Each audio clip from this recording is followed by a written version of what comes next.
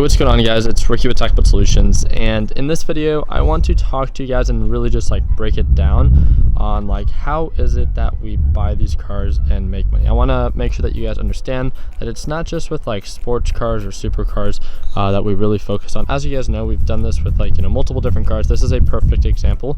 This is actually a car that Caleb, one of the mentors within Flipping Wheels, actually bought, is enjoying, and has a $2,500 margin of profit with this Jeep Wrangler. Same thing goes for, you know, cars like this. I buy them just because obviously I enjoy driving cars. I'm someone that's obviously extremely passionate about cars, and I want you guys to know that. So I'm not saying that this market is for everybody, but one of the things that I want you guys to know is that I think it's just very important. Like, a car is something that in someone's like, you know, average life, that someone's going to eventually buy. So I think it's just very important to know, to be aware of certain things, of how to understand that you're getting a good deal, not to necessarily like have to make money off of it, but just to understand that you're getting a good deal, and doing what it is that you can to your ability, you know, to save the most money. I think that's something that, you know, if the effort can be put somewhere, why not learn about a market that, you know, most likely everyone is going to, at one day or one point of their life, going to participate in. So what I wanted to talk about for this car, obviously, this is a Porsche GT3 RS. This is a 2016 clean title. It has a little bit over 2,000 miles. This car is well, registered in Arizona, right? So one thing that I want you guys to know is in Arizona, you don't pay taxes on private party sales.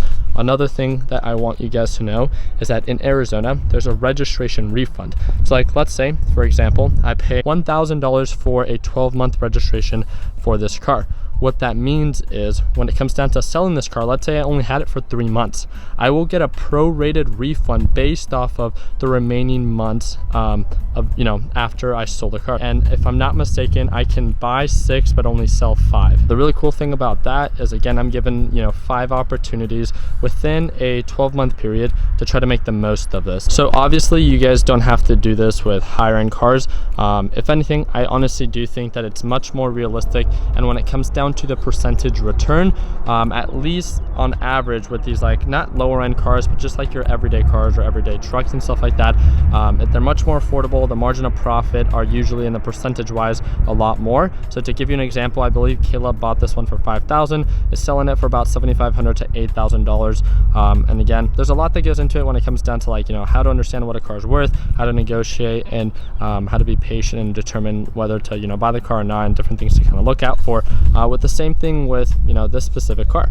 This car MSRP is a little bit over $200,000. They're more like, you know, the rare models because of the RS. The newer model just came out, so then these prices dropped based on the private party. That's the biggest thing, right? So if I buy this within a dealership or through a dealership, I'm gonna have to pay you know, dealer fees, and on top of that taxes, and then on top of that whatever the registration fees through that dealership. Because I bought it private party in Arizona, I don't have to pay taxes on private party sales. So what that saves me is, you know, you can do the 8 to 10% depending on the city that you live in for the amount that I bought it for. So I bought it for $180,000. There's a series of dealerships that I work with within the area that I verified to ensure that I was getting a great deal. They told me if I can get this car for $190,000, $195,000, it would be viewed as a good deal. I was able to buy it for $180,000, built myself a nice little margin of profit, which means that I can enjoy the car.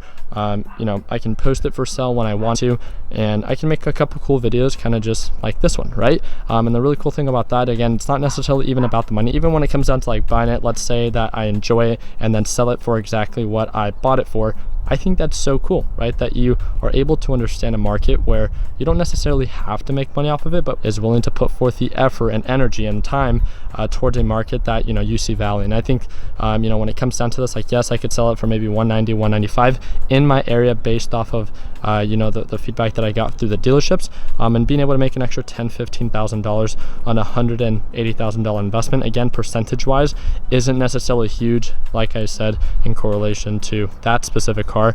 But when it comes down to, you know, you may be getting to a point where it's not necessarily so much about the money, but just not losing money, I think it's just very important to understand how to make money off of it.